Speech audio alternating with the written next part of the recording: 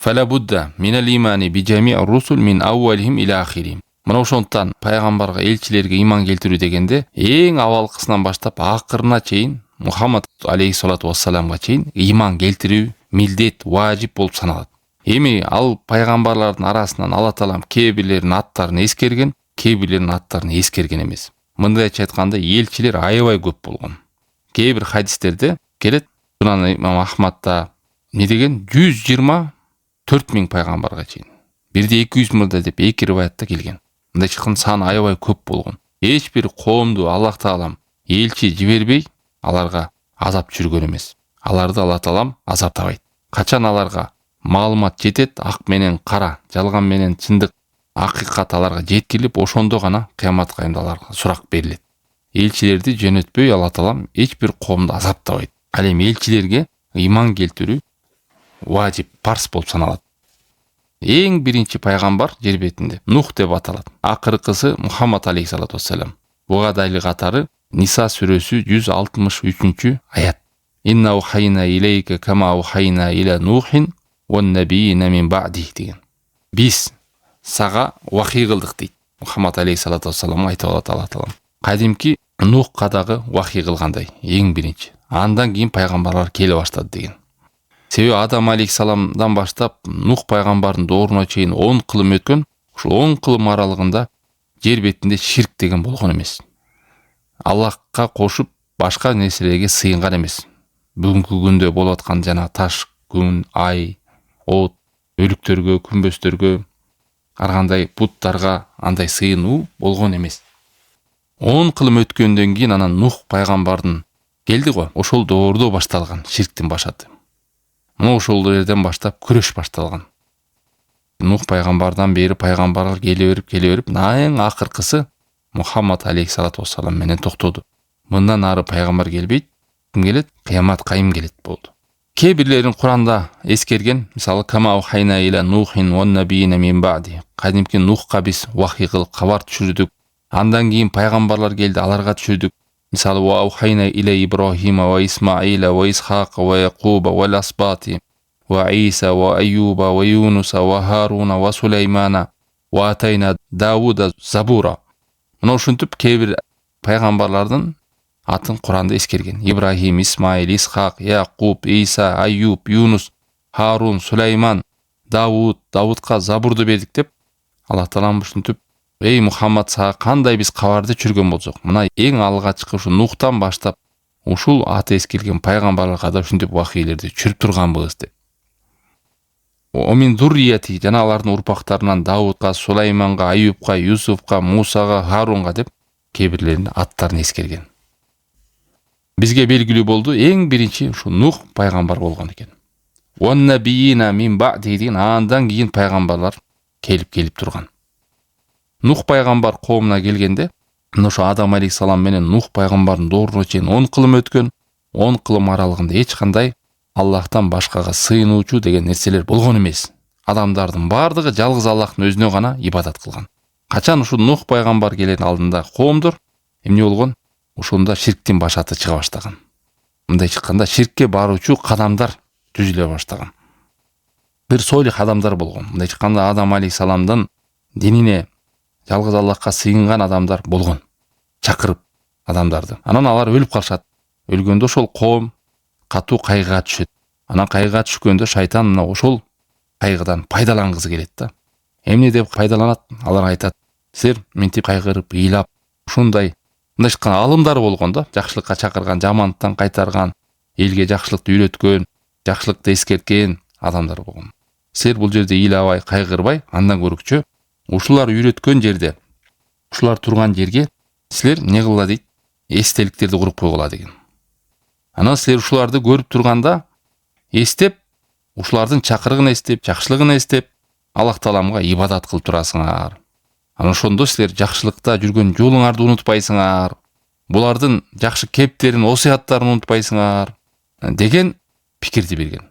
Анан алар чын эле ошондой ой менен эстеликтерди курушат, коюшат. Анан себеби ошол доордогу адамдар билет да бул эстеликтин эмне максатта курулган.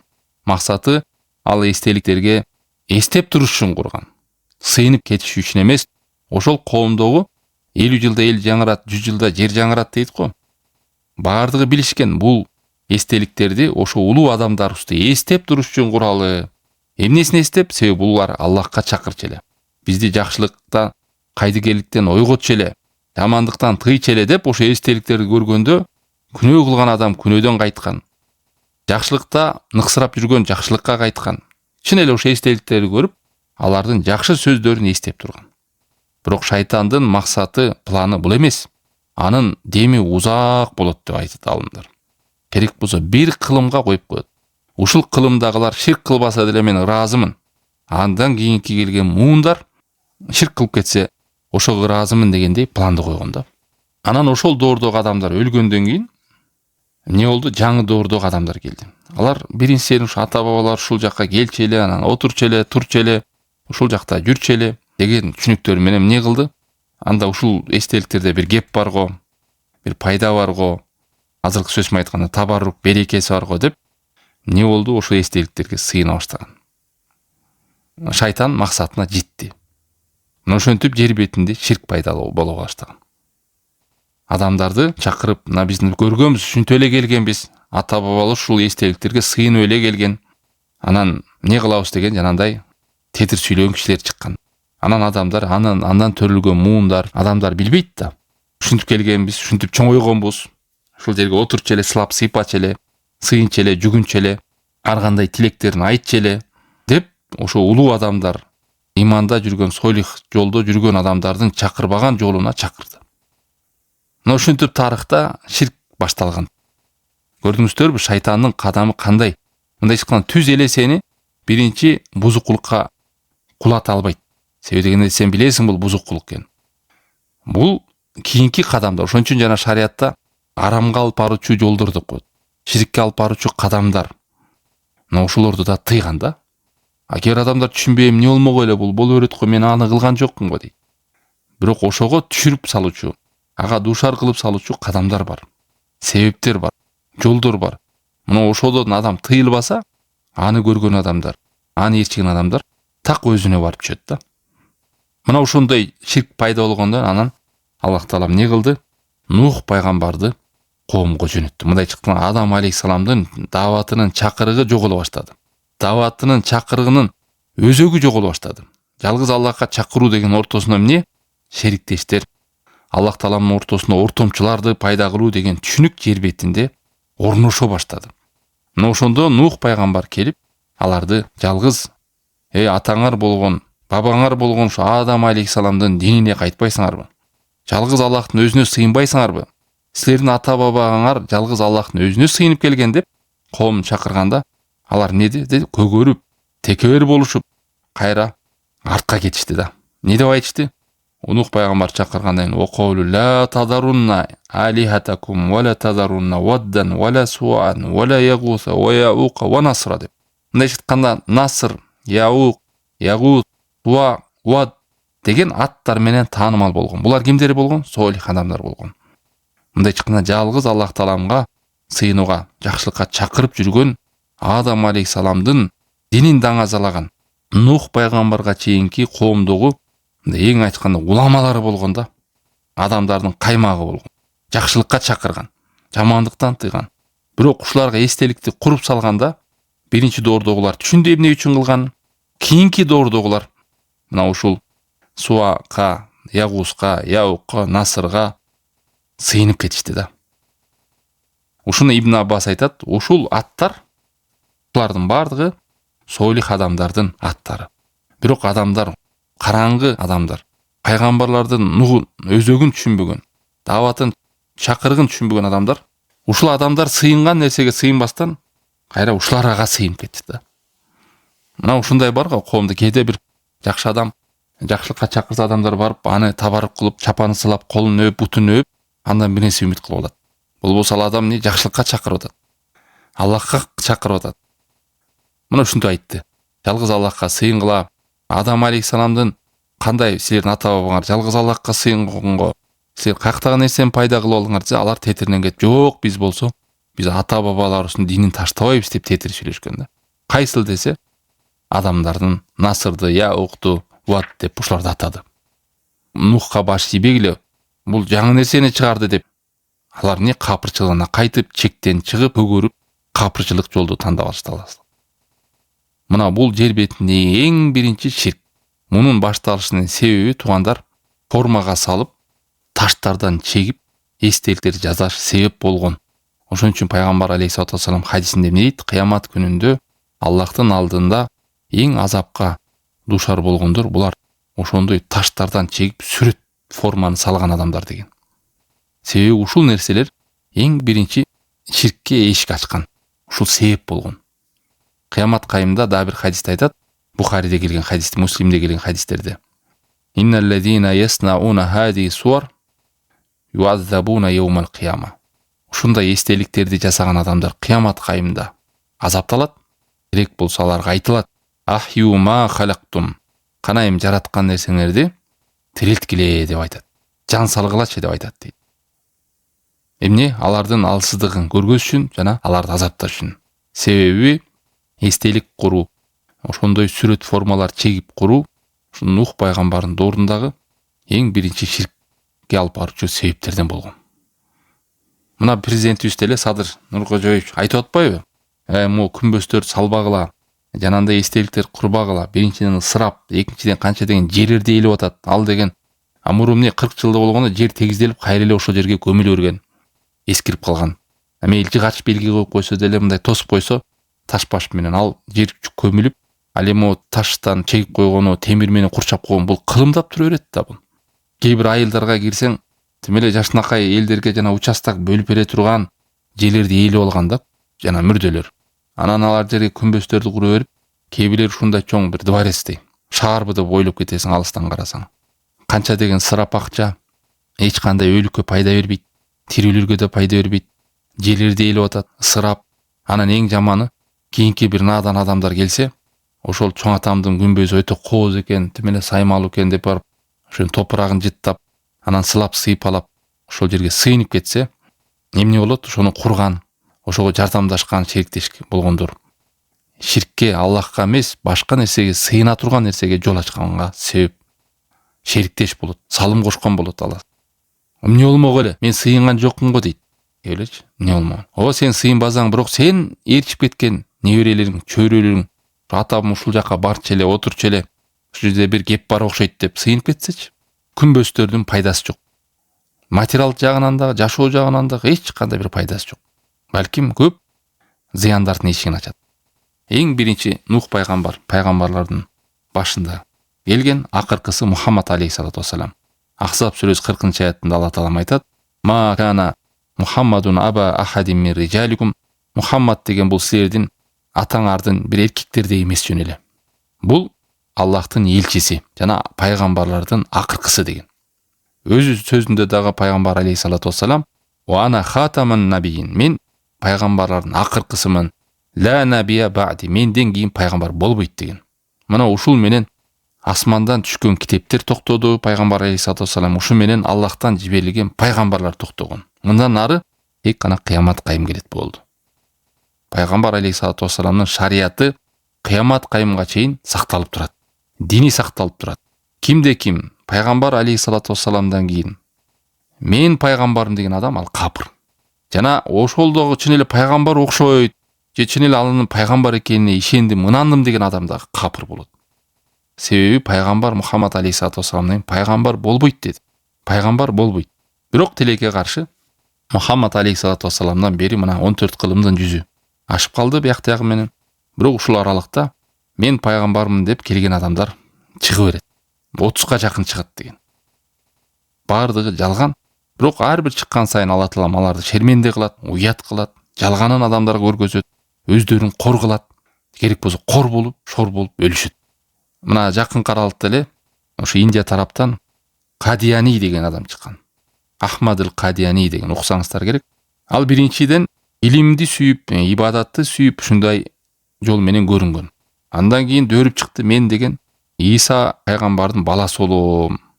Жанагы Иса кайтып келет деп атпай, ошол менмин деп чыкты. Анан алыңыз окшошпогондон кийин кайра мен пайгамбармын, мен Ахмадмын деп шынып дөөрүп шылып, ошолордун ээрчигендер бүгүнкү күндө да бар. Ахмадиттер, Кадияниттер деп. ушуга ишенип ээрчип кеткен артында топтору да бар. Мына ушуларды аалымдар не дейт? Капырлар дейт. Кадияни өзү да капыр, муларды ээрчигендер да капыр. Эч кандай исламдын үлүшү жок буларда. Алхамдулилля, араб өлкөлөрүнө, мусулман өлкөлөрүнө буларды кысып, кууп чыгарды, эч кандай жанандай брошюраларын, туура эмес немелерин таркатышылбайт. Бирок айрым жерлерде ушу интернет аркылуу булардагы ахмадилер, кадиянилер чакырыктары бар. Бирок мындай чоң мындай адамды сезе ала турган түрдө жок да. Кыскасы, пайгамбар алейхиссалату вассаламдан кийин ким гана пайгамбарчылыкты өзүнө жар салбасын, ал жалган. Ага ишенген адам да капыр болот, анан өзү да капыр, сизге чакырган адамда. Пайгамбар алейхиссалату вассалам хадисинде, Муслимдин фитналар деген бөлүгүндө айтат, хадисте: "Ла тaqumusa hatta yub'atha dajjalun hatta yub'atha dajjalun kazzabun qariban min 30 kulluhum yaz'umu annahu rasulullah." Кыямат кайым болбойт, ушу даджалдар жөнөтүлмөйүнчө дейт. Жалган даджалдар келет дейт. Бул жалган даджалдарды алымдар айтат, жалган пайгамбарлар. Мен пайгамбарым деп чыгышат. Жалпысынан 30га жакын чыгат деген. Бардыгы айтышат, ар бирөө бирдем. Мен Аллахтын элчисимин деп сүйлөйт. Бардыгы жалганчы, бардыгы даджалдар. Эмнеге даджал дейт? Ушундай адамдарды азгырат да. Мен силерди бактылуу кылам, мен силерди зыяндан оолак кылам, мындай кылам, тигиндей кылам деп, анан өздөрү Аллах сактасын, кор болгон, шор болгон, элге келечи болгон, уят болгон абалда жалгандарын Алла Таалам чыгарып келет. Кыскасы, пайгамбармын дегендер көп ошентип келгендер. Пайгамбар алейхиссалату вассалам тарыхынан бери ушунга чейин дагы 10-15 бар го дейм чыгып, мен билгенден эле дагы канчасы бар, көп эле чыкты жалган пайгамбар. Автору анан китебин улап, Аллах Таалам элчини ар бир үмүткө жөнөтүп турган. Ушу Нух пайгамбардан баштап, ушу Мухаммад алейхиссалату вассаламга чейин канча элчи пайгамбар келбесин, бардыгы жалгыз Аллах Тааланын өзүнө гана ибадат кылууну жана Аллахтан башкага сыйына турган нерселерди четке кагууга чакырып эскертип келген. Чектен чыга турган. Чектен чыгуу деген эмне деген сөз? Пайгамбарга баш ийбесе, Аллах Тааланын өзүнө сыйынбаса, анда бул чектен чыккан болуп саналат. Ушуну араб тилинде тогут деп коет. Кудайдын буйругун аткарбай башка бирөөнүн буйругун аткарасың. Алла Таалам адал десе, бирөө арам деп койсо, башка бирөөнүн арам дегенине баш ийесиң. Алла Таалам арам деп атса, башка бирөө адал десе, жок, ошо адал экенине адал деп кетесиң. Пайгамбарга баш ий десе, башка бирөөгө баш ийесиң. Жалгыз Аллах Тааламга сыйын десе, башка нерсеге сыйынасың. Мына ушуну чектен чыгуу дейт. Аллах Таалам Куранда айтат: "Ва лaqad ba'athna fi kulli ummati rasula an i'budullaha wa ijtanibut taghut." Биз ар бир коомго элчи жөнөттүк, айтчык дейт. Жалгыз Аллах Тааламдын өзүнө гана ибадаттарына жана тогуттардан оолак болгула деп. Тогут деген шайтандын жолу. Аллахтан башкага сыйына турган жол. Жана мен жана пайгамбармын дегендер, мен Кудаймын дегендер, Аллахтан башкага чакыра турган кадамдар, ошолорго ынануу, ошолорго ыраазы болуу, ошолорго бет алуу, бардыгы эмне? Чектен чыккан нерселер болуп атат, саналат. Мына Алла Таалам өз ырайым менен адамдарга элчилерди жөнөтүп турган. Аларга эмне? Ачыктык, хидаят жолу, акыйкат жолу ачыкталыш үчүн, аныкталыш үчүн, тоскоолдук болуп калбаш үчүн, пайгамбарды билбей калдык, эскертүүчүнү эстебей калдык, жакшылыкка чакыруучуну билбей калдык, көрбөй калдык, укпай калдык деп шылтоо кылбаш үчүн. Исра сүрөсү 15-аятта Алла Таалам айтат: "Ва кунна муазибина хатта наб'аса расула." Биз эч убакта элчини жөнөтпөй туруп азаптабайбыз дейт. Элчини жөнөтпөй туруп бир бале азап жөнөтпөйбүз коомго. Бул дүйнөдө да, акыретте да. Мындай чыккан буга чейин канча коом болсо, ар бир коомго Аллах Таалам элчилерди жөнөтүп турган. Фатир сүрөсүнүн 24-аятында: "Ва ин мин умматин илля хала фиха надин." Эч бир коом болгон эмес дейт, элчи жөнөтүлбөгөн. Сөзсүз эскертүүчүлөр келип турган. Эми бизге ушул пайгамбарлардын чакырыгынын өзөгүн билишүү керек. Булардын чакырыгы эң негизги ток этер жери эмне болгон деген сөз да. Пайгамбарлар ошол Нухтан баштап акыркы Мухаммад алейхиссалату вассаламга чейин пайгамбарлардын баардык негизги максаты тавхид болгон туугандар. Жалгыз Аллах Тааламдын өзүнө гана сыйынууну, арноону ушул нерсеге чакырып келишкен. Айтып атпайбы, ар бир коомго элчи жөнөтчүк, алардын баардыгы жалгыз Аллахтын өзүнө гана сыйынгыла жана чектен чыкпагыла, тогуттан оолак болгула, алыс болгула деген. Мындай Аллахтан башка сыйына турган кадамдардан оолак болгула деген. мына пайгамбарлардын чакырыгын бардыгы ушул болгон. Чектен чыгуу деди. Эми тогут деген чектен чыгуу, бирок чектен чыгуунун жолу көп аябай. Мындай кыскачалап айтканда, Аллахтан башкага сыйына турган нерселер. Аллах адал деген нерсени башка бирөөнүн айынан арамга чыгарсаң, Аллах арам деген нерсени башка бирөөнүн сөзүнө кирип кетип ошону арам деп салсаң, пайгамбарды жиберсе пайгамбарга баш ийбей башка бирөөнү авторитет кылып ошого баш ийип алсаң, анын сөзү менен пайгамбар алейхиссалату вассалам сөзү каршы келип калса, пайгамбарды таштап салсаң, мындай же сыйынууда, же ээрчүүдө, же баш ийүүдө, мына ушул нерседе адам чектен чыгат.